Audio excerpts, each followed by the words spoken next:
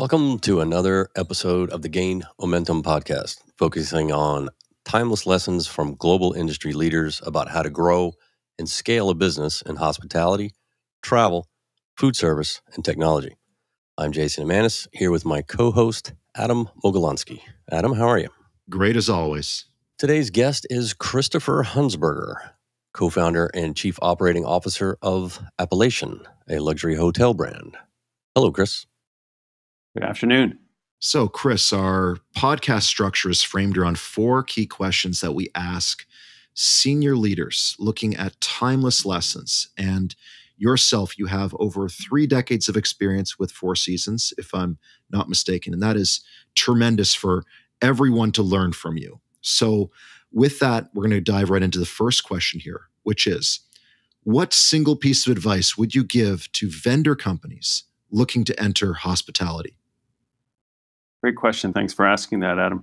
A couple things come to mind, so I'll take a little latitude with that question if I can. And one is, not unlike so many things in the hospitality business, is really understanding your customer. So really knowing the customer and doing your homework on that customer before you create that first level of engagement. Certainly is also making sure that you've given some thought to that customer in terms of tailoring your message and making it specific and hopefully resonate with that person you're approaching or making your pitch to. And the last thing is, not unlike so many things in life and certainly in the world of business, so many things also go well beyond the actual product offering, but it's so much about relationships. And so how to embellish upon that relationship, how to build the relationship, I think are all really important points of that, the reach out to make that happen. Tell us, 30 years at one organization, you had to have developed a handful of long-term key relationship with vendors. I mean, can you give us an example of one of those relationships? How did it come to be, and how did it sustain itself over the years? Yeah, I have to give a little bit of thought to that one. But yes, in 30 years, definitely developed some key relationships with clients and with vendors. One client comes to mind, great client of Four Seasons Hotels, and still remains, someone that I stay in touch with, is Bill and Stacy Fisher, icons in the travel side of the business, run one of the most prestigious agencies today in New York City. They are individuals who I respect immensely, built a relationship from the ground up or leveraged a relationship that the company had with them, but two people who appreciated having a relationship, being able to pick up the phone when they had an important client that they wanted us to make sure we took great care of, but also were really great about providing really candid, honest feedback, which I think is so important that as you're on the receiving end of that, you can count on people to give you the good news and also, the opportunities to sort of improve upon that. So they would be one that I would talk about that really was instrumental and still remains someone that we're connected to going forward. A lot of vendors out there that, had great relationships. I'll call out one, maybe one that's not as well known, but a company called Avero, started by two different individuals, Damian Mogavero and Doug C., probably started 15 or more years ago, really as a sort of software provider in the hospitality restaurant space. And we were, Four Seasons, an early adopter of that technology that really gave us great insights into food and beverage and how we were performing. This was at a time where we were really evolving our food and beverage offering and its relevance and all aspects of that business. But Avero was a great partner to us in my Four Seasons days as we were really thinking about the next evolution of food and beverage inside Four Seasons hotels. Well, with Four Seasons now shifting gears to Appellation and Yes. looking at Appellation Insights, which is this incredible undertaking of developing your own internal technology stack and looking at the vendors there. And with respect to relationships, how did you go about evaluating your vendors from a relationship standpoint? It started first with us, our senior leadership team, in particular our director of finance and our chief marketing officer, Ed Skapanak, kind of figuring out who was a great consultant for us to bring on board to help guide us through that process, that bought into our vision. Coming back to that first question you asked, all about relationships and did we connect and did it feel like a good fit? And it did. And that consultant was a gentleman named Mark Fancourt. Mark's been with us on this journey for well over 2 years.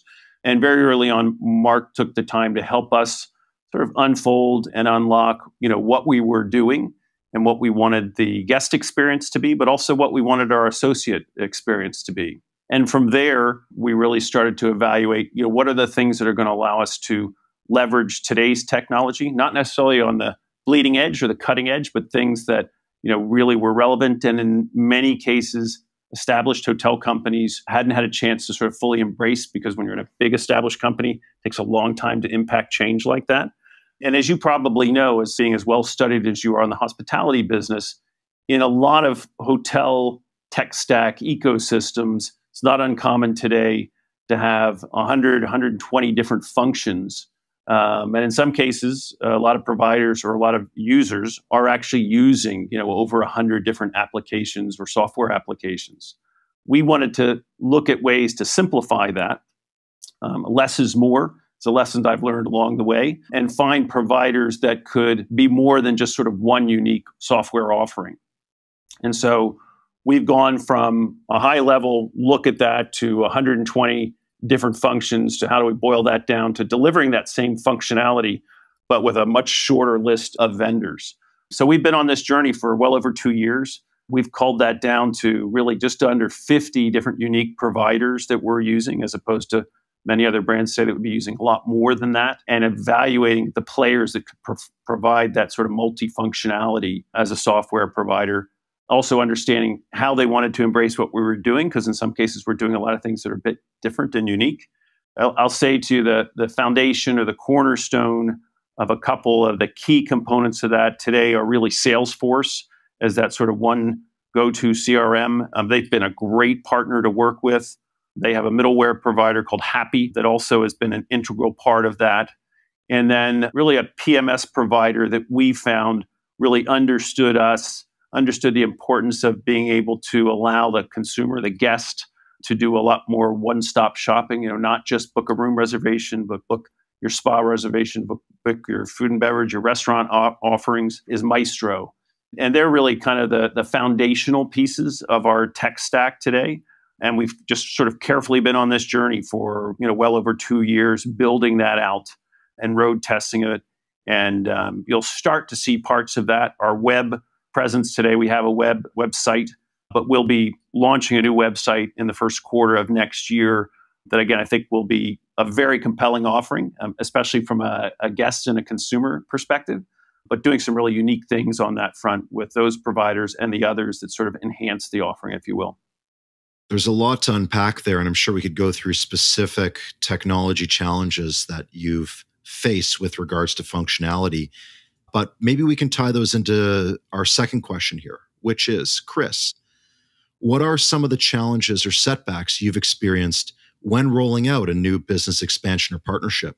Great question, Adam. And boy, I guess we have to book another opportunity to get together to discuss that. Could be a long conversation, but yeah, just some highlights. Some highlights for sure. One thing that's really hard to predict as a startup as we are, 5 years into our journey, is to anticipate growth and how quickly we'll grow. We were really moving along very quickly and expeditiously when we started the company 5 years ago. And then this crazy thing came along called the pandemic, which threw, I think, everybody in the industry a curveball or two.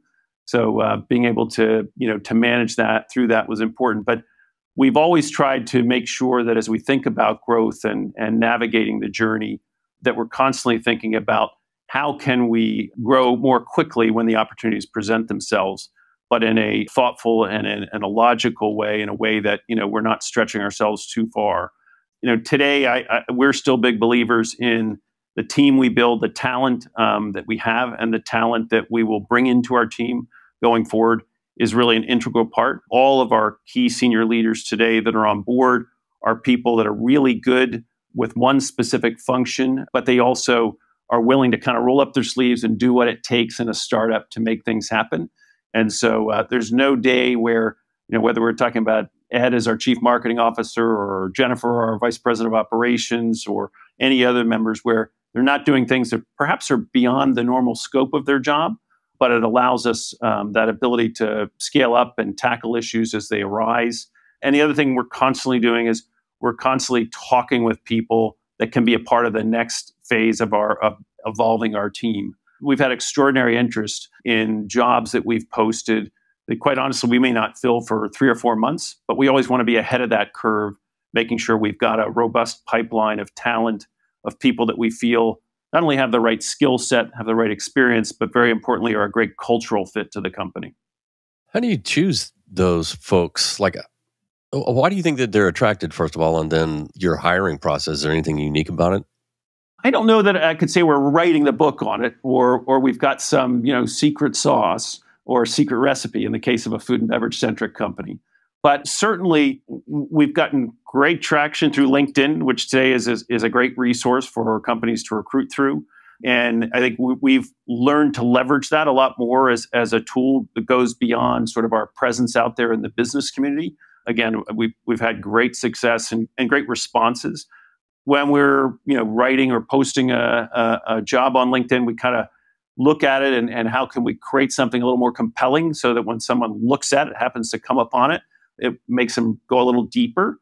And when it comes down to actually, the conversations we're having with candidates, we have leveraged, like everybody else today, functionality like this, where you can get on the phone and actually see people and talk to people, and they can get to know us. We believe that, not only is it important for us to feel like they're a good fit, but we want to make sure they get a chance to know us. So everyone that we're hiring today meets most of our senior leadership team. Sometimes that's virtually. We always prefer to have several conversations in person.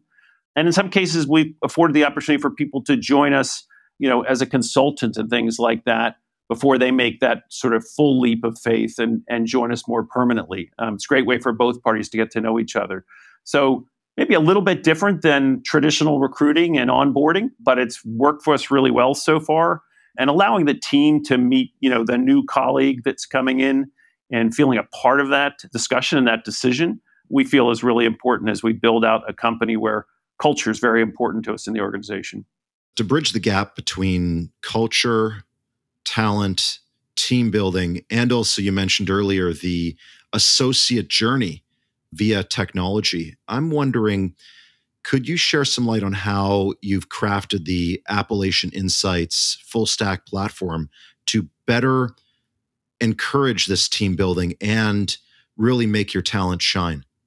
Early on in that, great question, Adam. And there's certain functionality today that we've not sort of gotten as deeply into. And as you can well imagine, probably not unlike anybody else out today, we're trying to figure out, how does AI come into this? Many of those software providers that I mentioned earlier and others that we're in conversations with right now are all embracing it in different ways. We think there's a place for it, and trying to understand that as it evolves and as we evolve is something we're definitely trying to figure out and unpack and figure out where it makes sense for us to leverage the various functionality that's afforded through companies embracing AI.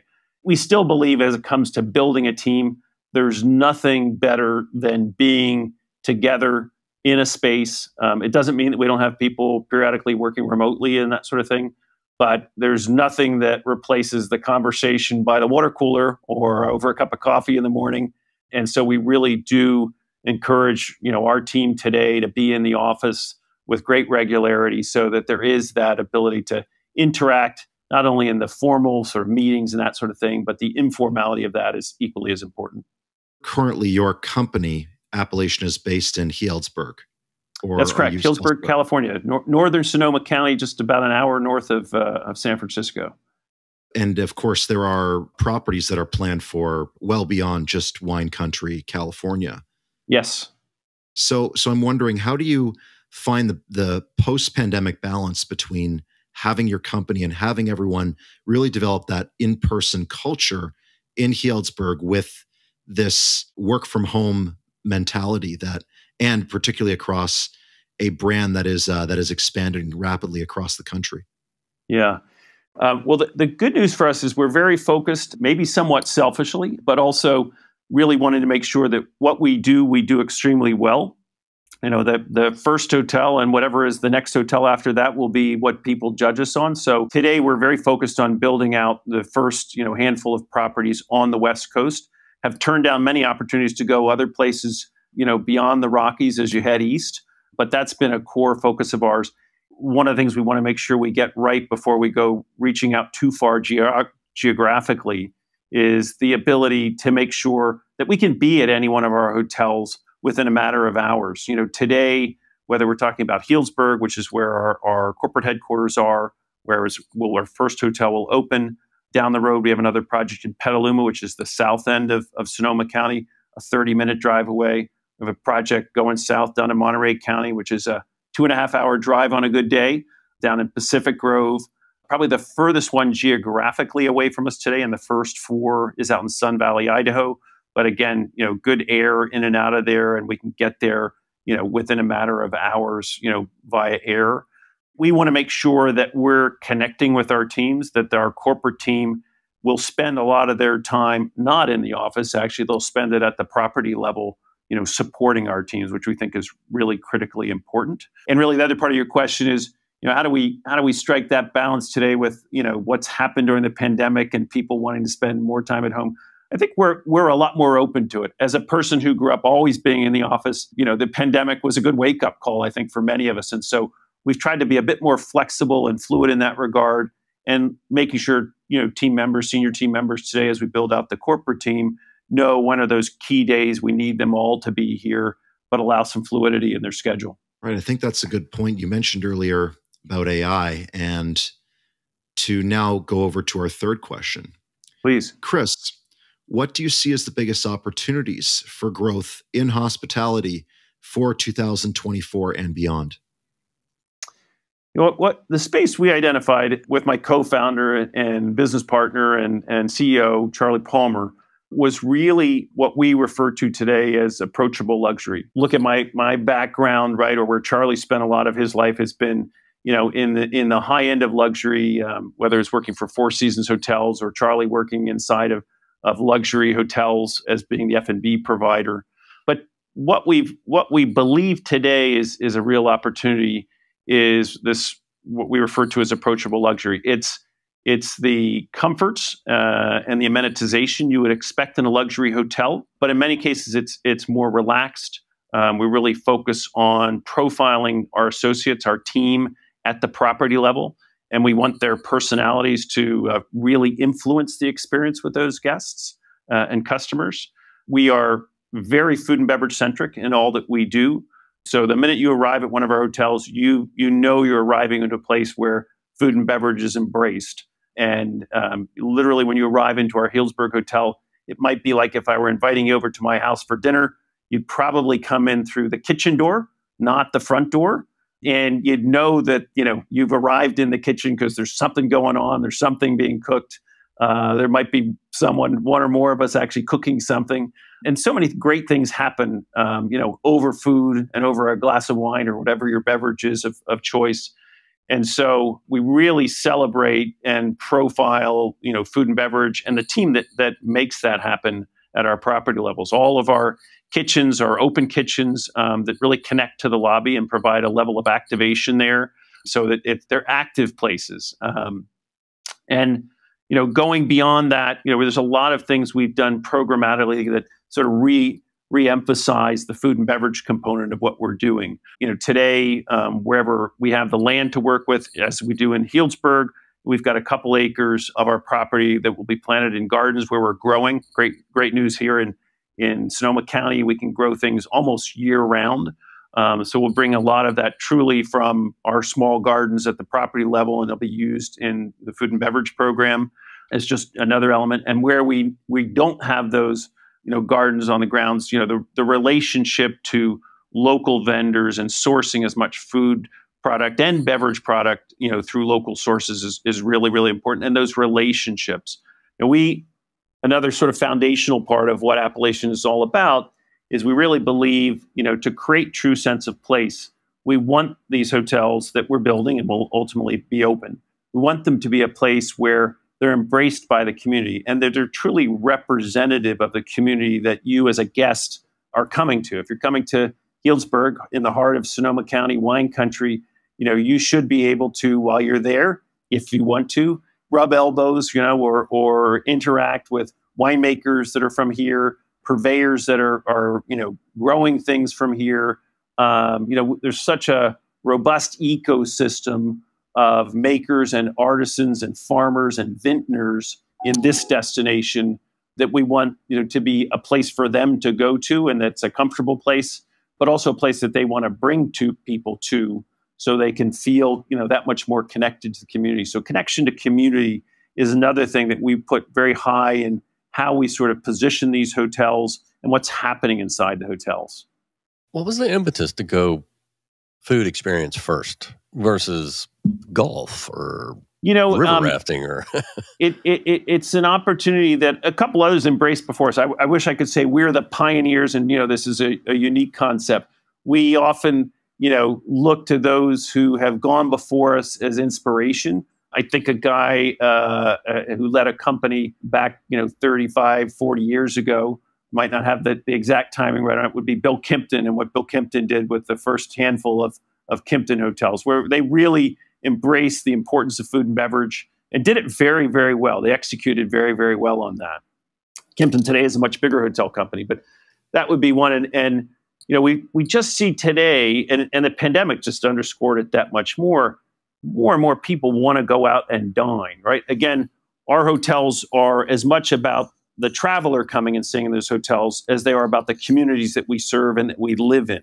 So we want our restaurants, we want, our spas, we want all these other amenities that we offer. It's not just for our hotel guests, it's also a place where we want locals to feel very comfortable and to frequent those places. But food and beverage, it's just so many people, I'm sure that you all know it, not knowing your dining habits, but today everybody loves to talk about, the latest restaurant, the latest bar, the latest offering in any town where we're, going and building a new hotel right now. And it's just so much a part of everyone's lives that we thought this is not a trend that's going away. It's only gotten stronger, I think, and a much more important ingredient of the way people live today. And so we wanted to seize that opportunity and embrace it, because we think it's a core part of hospitality in this interesting merger of more traditional hotels and hospitality offerings with a really strong food and beverage component. Well, aside from just food and beverage, you mentioned embracing the community and showcasing the community. And through amenitization, I've never actually used that word, but I'm not sure that's a real word, Adam, but I'm going with it. It is now. Okay. So there you go.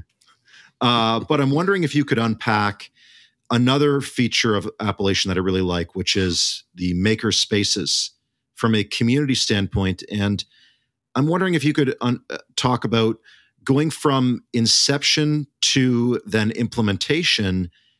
And really, my impetus for asking this is there are probably a lot of hoteliers out there who are like, I have this great idea. I just don't know how to bring this forward and really operationalize it. And your words of wisdom talking about the soup to nuts, if there is an expression, in the maker spaces could really, really help a lot of people understand this process. Sure. It came about through a lot of discussion as a team as we thought about how do we differentiate, how do we do something that, again, allows us to bring this true sense of place and bring local makers, local artisans, local talent, and profile them and showcase them inside of our hotels. And then the other driver in it was, we know in most hotels, a part of your business is going to be driven by whether it's the board retreat or a small event of some sort, or maybe something that much bigger. But event space tends to be a core programming element of hotels. The one thing we've seen and one thing we experienced firsthand is having event space that is exclusively designed for events as we know them today. Again, large birthday party, a bar mitzvah, a wedding, a corporate event. Those are pretty straightforward in terms of their programming. We saw an opportunity to sort of expand that and create spaces that are more flexible with what, as you referred to earlier, as maker spaces. There are spaces quite often that are either adjacent to or connected to our restaurants and bars and or our event spaces. They're flexible spaces. In Healdsburg, we have a couple of them that they literally, we have sort of glass boxes inside of the restaurant, and those walls can go away and they can become, on a busy night in the restaurant, they can be just, additional seating inside the restaurant. But on nights where we don't need it, or in the daytime where maybe those spaces aren't as much demand, they're spaces where we can profile local makers, local artisans, and that sort of thing. And we do that in a couple different ways. We do that, literally where there might be, our local coffee purveyor here doing a cupping exercise, so people can learn about, how they actually roasted the coffee and what makes, different blends that they're making unique, and taking people through a cupping exercise where they're learning about coffee. It could be where, another time of the day, we're actually profiling one of our staff who are doing something, creating something. It could be one of our kitchen staff that are preparing something. So if you wanted to just happen in there and see what they're doing and, bend their ear about something that you found kind of unique or interesting, you could learn from them in a very casual, impromptu way. But we also have another element of something that makes us unique is we have a programmatic side of that learning experience, which we call crafted classes, crafted at Appellation. And we've started these, already in Healdsburg, even though we're a year out from opening. We have one coming up this Saturday where we work again with local makers, local artisans, and our own team members to provide a more structured learning experience. This week, we're doing one on Saturday up here, which is a whole learning to design a moss wall. We're working with some local, purveyors in that space where people will literally have a hands-on experience with a designer to learn how to make a moss wall and take it home with them. And of course, because we're a food and beverage centric company, there's a food and beverage offering to that as they take in the class. The weekend after next, we've got a fun one coming up where it's a cocktail class that we're doing. People will go, they'll have a chance to make 3 different unique cocktails. We paired up with a local distiller who's providing the spirits for us. So again, really profiling a local distiller here that's very connected to our community. And it's an opportunity where also Charlie is profiling a new cuvee that he's worked on with a vintner. That'll be the first time that we're bringing that to the public and profiling something unique that we're creating in working with a vintner. So those maker spaces kind of ebb and flow and serve a lot of different purposes for us. They could be a traditional, event space, but more often than not, it's something else that allows us to leverage those spaces in different ways than just a traditional meeting space. And then just one other element that's sort of connected to that is in our larger event spaces right now. Again, in bringing food and beverage forward, we've put in exhibition kitchens. So where it's right, it's not right for every event, but literally the kitchen that supports in Healdsburg, we have what we call a grange. It's a meeting space that looks like a modern day barn, beautifully tricked out. But behind a wall, we can literally open up these beautiful walls, and there is a full-on exhibition kitchen where appropriate. It could be a place where, a beautiful breakfast layout is laid out with, some activation from one of our staff or more of our staff serving. But it also could be a place where we're literally doing preparation, and part of that preparation, the experience around it is actually happening as a part of that event that's going on. So exhibition kitchens is sort of another element programmatically of how we profile our teams and bring food and beverage into maybe a more non-traditional setup than you would expect. Well, all 3 of these, the exhibition kitchens, crafted by Appellation, the maker spaces, really what we're talking about here is innovation in some very profound ways. And with innovation, there can be problems. So we're going to circle back here with our 4th question, which is, Chris, what problems would you advise entrepreneurs to focus on solving in order to quickly scale within the hotel industry? I had the good fortune, actually, while Katie Taylor was the CEO at Four Seasons, to work with Katie and some other senior leaders to lead sort of an innovation initiative. So I'm a student of it. I don't profess to be a PhD in innovation, but I've learned a lot through the years. And so, one of the things that we celebrate at Appellation, and that's sort of playing from my past, is in order to encourage innovation, you have to give people some latitude. We've spent a lot of time in the last 2 or 3 years building out how these hotels, all of our hotels, will run and be operated. But at the end of the day, we want our teams to know that are running those hotels and they're every day, 24/7, because as you know, a hotel is open 365 days a year, 24 hours a day. And we want them to have that ability to innovate beyond, the foundation that we've created. And with innovation, as you sort of hinted to, you have to be willing to, to every once in a while realize that it may not work out just as perfectly as you thought it did, even if you have the best laid plans. But hopefully there's lessons learned from that. Hopefully, our teams, or whether it's us as the corporate team, are thinking through what's the potential downside or what's the risk here, but willing to, again, being very thoughtful about how it impacts the guests, but our associates to make sure that we're allowing for and providing an environment where innovation is celebrated, because that's the way you evolve as an organization. You are taking some risk, Adam. You are for sure, but helping people understand measured risk, but encouraging people to constantly be evolving. We don't want to be stagnant in our growth, and so there's a fine balance in it all. Fail quickly. It sounds like you have a culture that's attractive to hoteliers and wannabe hoteliers to bring in the right people to do just that. It's like, yeah, I can come in here and we want you to think. We want you to use your brain. Yep. And, we like your idea and it doesn't work, hey, keep trying. Yep. Very much so. Yeah, as Jason said, fail fast forward, I guess, is the phrase they use. I think that's a military phrase. But yeah. It's U.S. or Canadian? Yeah, U.S. We up here in Canada, we have a proud military, but we always look south for inspiration in a lot of ways, in more ways than one. Well, we look north too. As a guy who's lived in Toronto twice in my lifetime, right? It goes both ways. Hopefully, we learn a lot from you all too. Yeah. Chris, I can't thank you enough. This has been just a fantastic conversation to learn about Appellation, the ways you're innovating, and on more ways than one, not just technology, but also culture and team empowerment, attracting talent. It's so important for everyone to hear. Thank you. I can't thank you and Jason enough. Really great to spend time with you.